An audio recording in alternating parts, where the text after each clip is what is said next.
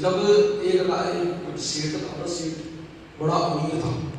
अब सेठ हर समय अमीर तो कोई हो नहीं सकता, और हर समय कोई गरीब नहीं हो सकता, हर समय दुख भी नहीं हो सकता, हर समय सुख भी नहीं हो सकता।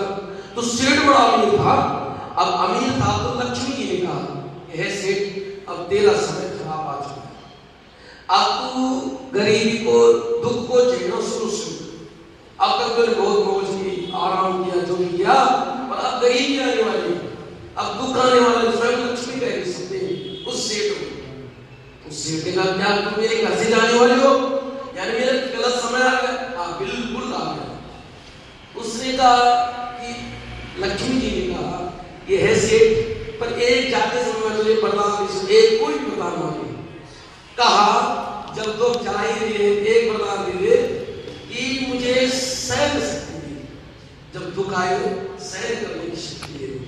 तो सेठ ने वरदान मांगा, लक्ष्मी जी ने अवश्य ऐसे ही हुआ। और सेठ, जब लक्ष्मी जी चली गई तो साथ सेठ के चार बहू भी थी।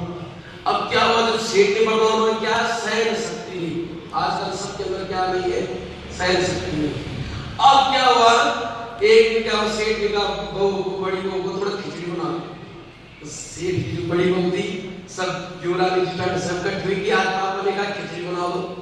2-3 महीने पापा ने कहा खिचड़ी बना दो। अब सबने खिचड़ी इकट्ठी बनाई, पर नमक नहीं डाला। उन्होंने कहा बाद में डालो, खिचड़ी थोड़ा पक जाएगी, अच्छी लगेगी, उस समय डाली। सब अपने अपने मोबाइल पे लग गए। अब पहले छोटी बहू आई, दीदी कहां से आई, इसलिए उसने 1 चम्मच नमक डाल दिया और वो उसको फेंट के चली गई। अब तीसरे नंबर की वो आ गई। उसने कहा, सर दीदी भूल गई, मोबाइल में व्यस्त है, बच्चों को इसको लिए तैयार करके, और उसने खिचड़ी में नमक। और ऐसे करके दूसरे फिर बड़ी बहू थी, उसने सोचा साहब अपनी बच्चों को तैयार करें, मेरे बच्चे तो ड्यूटी वाले में बड़े हो गए, इसलिए सर व्यस्त है, इसलिए उसने 1 चम्मच नमक डाला। कितनी चम्मच हो गई? 4। 1 चम्मच नमक के कारण 4 चम्मच नमक बढ़ गई। अब सेठ ने कहा, लाओ भाई बहू खिचड़ी लाओ। खिचड़ी बनी। अब खिचड़ी जब बनी और जब सेठ को डाली, सेठ ने जैसे मोड़, उसने कहा ये खिचड़ी है कि नमक है? अब खा गया सेठ। पर सेठ को याद आ, अगर मैंने लक्ष्मी से वरदान मांगा तो मुझे सहन शक्ति है, अगर मैं सहन नहीं करूंगा तो अभी तो बड़ा बेटा आएगा, अभी दूसरा बेटा आएगा, इसलिए मैं खा ही नहीं करूंगा। और सेठ ने मन मार के, शरीर में पिता के जीव में कष्ट लेके और सारी खिचड़ी खा। तो बहू ने कहा, कैसे बेटा ऐसी खिचड़ी करनी है? अब बड़ा बेटा, खिचड़ी बनी है क्या पापा ने खाई? खाली, बड़े खुश होकर चले। अब बड़े बेटे ने खाया, उसने कहा इतना नमक। तो क्या बोला, जब बेटी कितने बोले तो बेटा भी बोला, चौथा बेटे ने, बहू ने खाई इकट्ठी।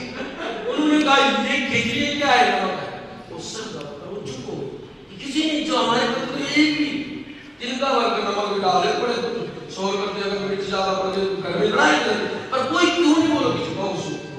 इसलिए बहू ने सेठ के प्यार से आके अपने ससुर जी के पास जाके, डैडी तो डैडी को हाथ बोला, आपने ऐसे कैसे कर? आप बेटी सहन में ही सुख है। अब लक्ष्मी जी रह नहीं पाई। लक्ष्मी का ऐसे, तेरा समय दुख का ज्यादा नहीं है, मैं तेरे बगैर रह ही नहीं सकती, इसलिए दुख हमेशा के लिए चला गया।